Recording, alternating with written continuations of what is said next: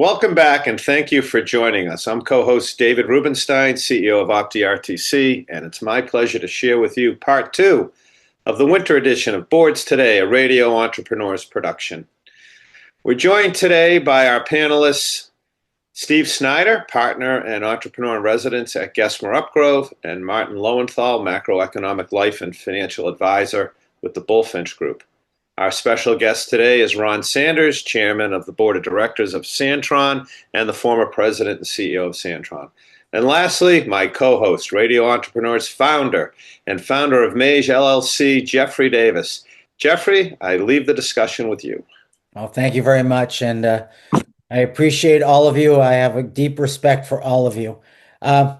Ron, probably since you've been through so many generations of boards, 70 years of companies, you probably know more about conflict than Sigmund Freud.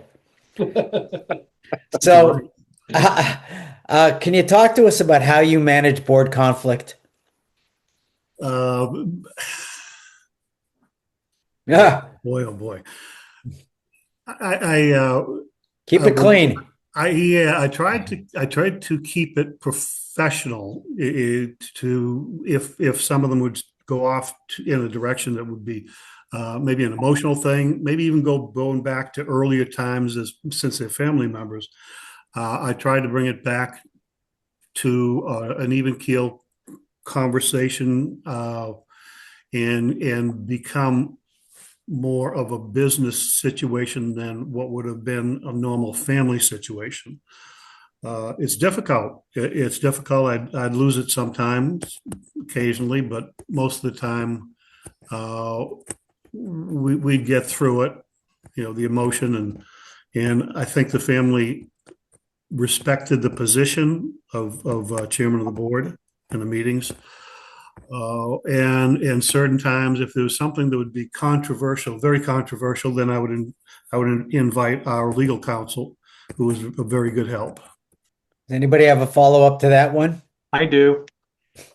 So, Ron, with outside board members, in some ways you're acting as a therapist. In some ways, the outside board members might have been able to act as middlemen or middle people and therapists. Did you use them to smooth feathers at all?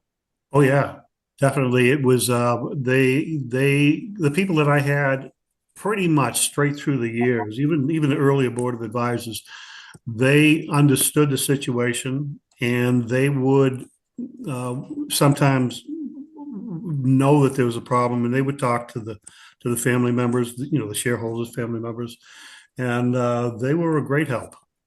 They were.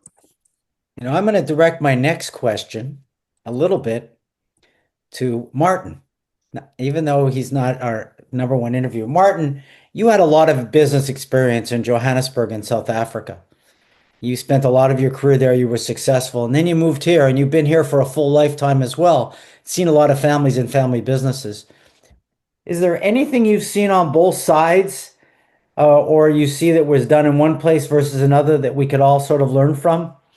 Yeah, the remarkable thing is that it's similar all over the world. I mean, I grew up in a family business as well, and it was very dysfunctional. We couldn't get my father had a dysfunctional relationship with his brother, and then I came into the business. My brother was always in conflict with my uncle, and we argued about this stuff, and so there's no ways my father, being the person he was going to have an outside person telling him how to run the business that he founded and built from like being penniless.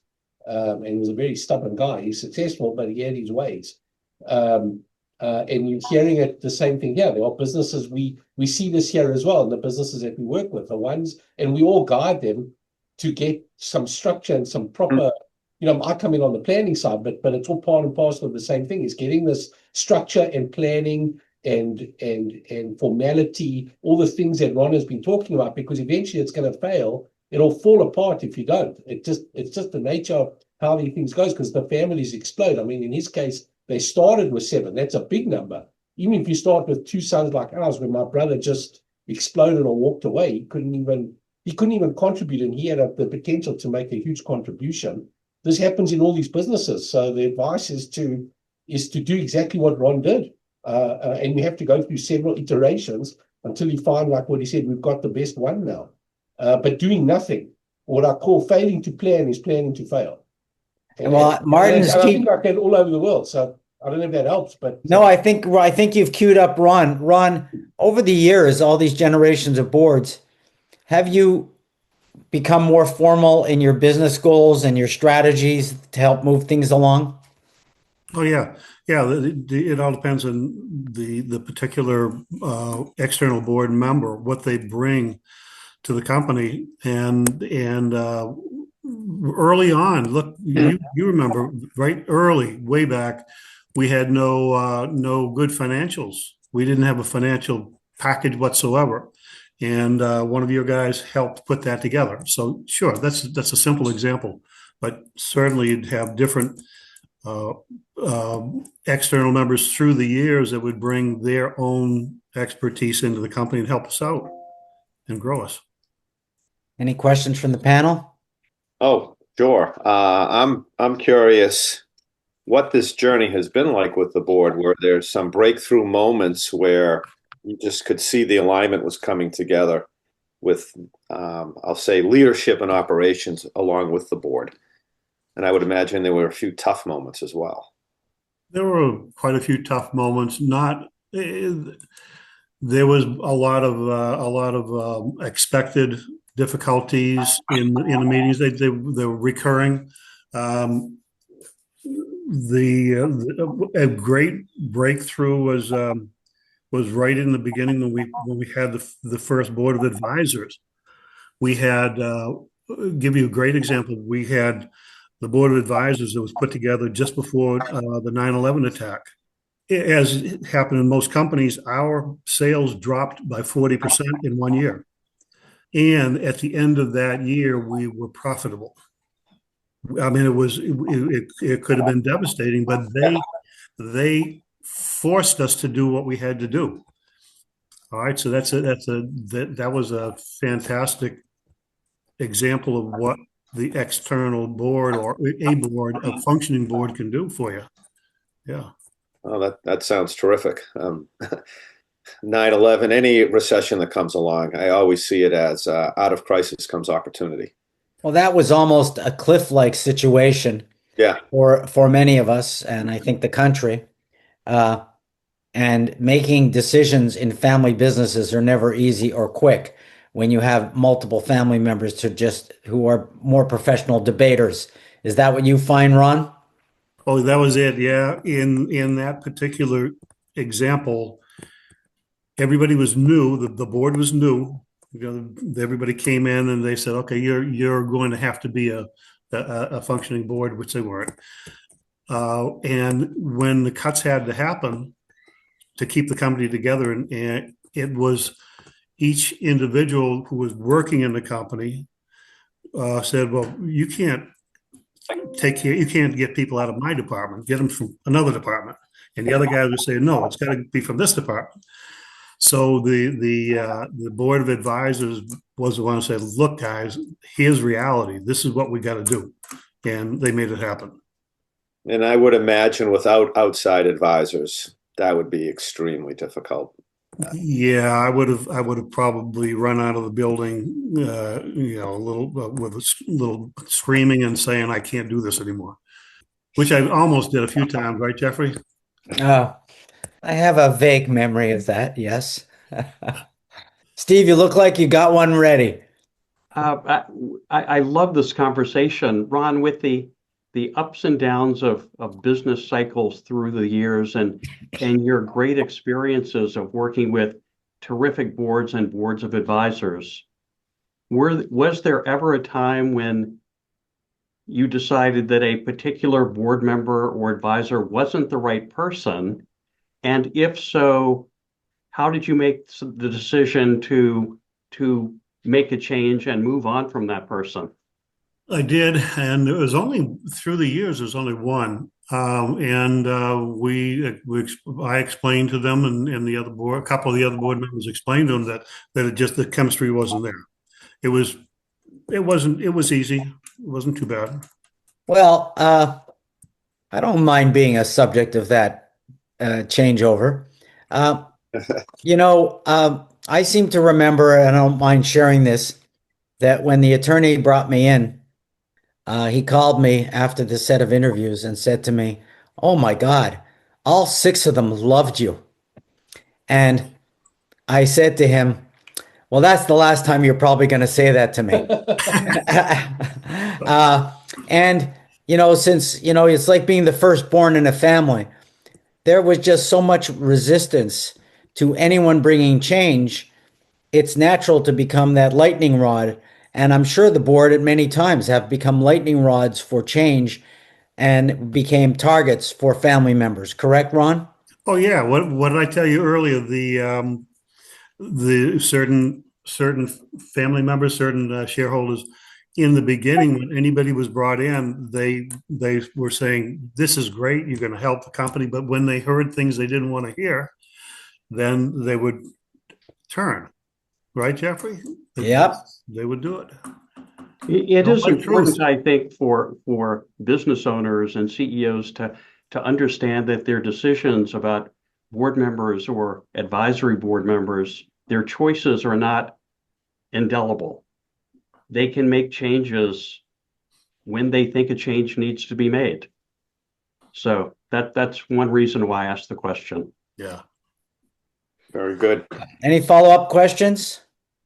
Well, sure. I mean, Ron, based on your journey, what recommendations would you have to fellow owners of family businesses who don't have a board today and are probably struggling with a lot of dynamic issues? And you should know, David, this is a fairly high-profile business. You can't drive in that area of New England I know. and not see that fabulous San-tron building. And the family, when you have that many family members, and a lot of them have pretty strong personalities, they're known. Yeah. What was your question? So, based upon your lessons learned through this journey, what would you tell a fellow family owner who's struggling with this type of a decision to bring in a board? Okay. First of all, if there's a business that is everybody's thinking the same direction, everybody's going the same direction, and they're growing, they're happy, then the board would be less of a necessity. But if the leaders of the company have different opinions and it constantly gets in the way of making a fast decision and making the right decision, by all means, get the board in there. Get them in there as soon as you can. Thank you. Anybody else? No? Ron, I guess it's all about money. It's a business. And, you've had a lot of ups and downs over the years. How do you deal with your shareholders in terms of showing them the money? I give them some great year-end numbers, and they seem to be happy, but they'd like more. When I give them the not so great numbers, they say, "See, I told you, you should have listened to me." But when you consider, besides the dollars in their pocket, we've had actually 18 family members in and out of the company through the years. 18. That's daughters-in-law, nieces, nephews, brothers, sisters. We've had a couple of family members who have sold their shares and that pulled some cash out of the company, but the company remains, and we've made it 70 years, and it's benefited all of the shareholders through those years. So there's a good feeling of success there. But as I say, if I have a good year, then I say that's really good. We'd like a little more, and bad years I get beat on. Just part of the job. Well, 70 years says a lot about who you are. When you're looking back over the last 20 years, and if you were to meet another business owner who is thinking about a board of advisors, are there any specific, piece of advice that you would give from your experiences? You've been through the wars. Oh yeah, yeah. I would say probably the most important thing, other than having somebody that has business experience, I would say that they need to be sincere and dedicated to wanting to help the company. You can probably tell in most cases that if somebody is giving you a song and dance, then you might know it. But I've just been fortunate to find a lot of people like you, Jeffrey, that really cared about the company and didn't do it as a job.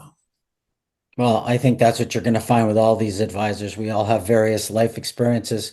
We've told you about our own family businesses. Uh, Follow-up question, David, anything? Well, I mean, what I've found in dealing with boards myself as a CEO is there's only so much I can say to a board. I can't show any weaknesses. I can only do so much with my staff. So I have outside counselors or a peer group, and I'm curious if perhaps through this journey, you've belonged to a peer group or you've had some other outside advisors that are not part of the board itself. I do. That is very important to do the checks and balances and make sure that that the direction we're going is the best direction you can possibly go with. Yeah, I've found that has given me a lot of sanity. Yeah, it does. Well, and you have the experience, David, of being both involved with family business and private companies and funded companies. So you've seen it from all sides. Yes. And some things are left better unsaid at the board meeting. Correct. Ron, did you ever bring other family members onto your board? No.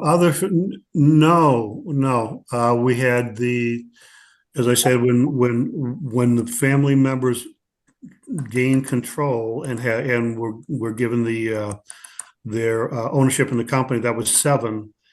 The board stayed at 7, and then 2 sold out, went to 5. But there have never been any additional family members brought onto the board. Has that been by rule or has it been by necessity? It wasn't by rule. It was just a natural progression of things. We did have a rule. We did eventually put in a rule. As I said, we had 18 family members in and out of the company through these years. And we did put a rule in that stopped any additional family members from coming in. And was that something you all agreed to, or was that a problem also? We agreed to it. It wasn't that much of a fight. They saw all of the controversy and sometimes bitterness, sometimes whatever it would be, but they saw that and they agreed that, yeah, we need to do that. We need to put that in and smooth things over and get things to go more of an even keel. Thanks, Ron. Well, thank you, Ron. And thank you, panelists and Jeffrey, for this compelling discussion. That wraps up part 2 of this winter 2025 Boards Today discussion. Thank you to all our listeners and viewers who have turned in for this panel today. Be sure to check out part 1 if you haven't already heard it, and part 3 of the discussion to hear more on these topics. And if you're a fan of our videos, please be sure to like, comment, share, subscribe, and press the bell button. Radio Entrepreneurs is also active on LinkedIn, so follow our page for more business advice and topical business discussions throughout the year. Until next time, thanks for listening, and we'll be back with more stories on Radio Entrepreneurs.